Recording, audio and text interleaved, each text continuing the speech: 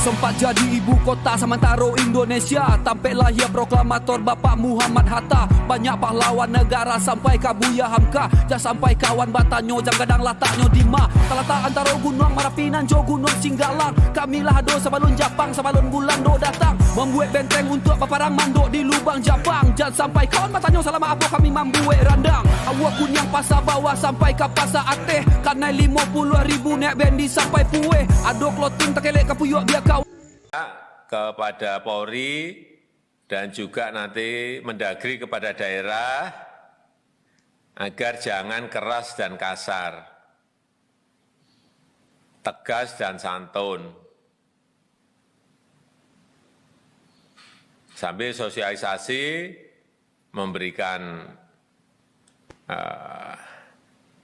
ajakan-ajakan sambil bagi beras. Itu mungkin bisa sampai malahan pesannya. Pertanyaan dari masyarakat sekarang ini adalah satu yang penting yang perlu kita jawab. PPKM darurat ini akan diperpanjang tidak? Kalau mau diperpanjang sampai kapan? Ini betul-betul hal yang sangat sensitif, harus diputuskan dengan sebuah pemikiran yang jernih, jangan sampai keliru.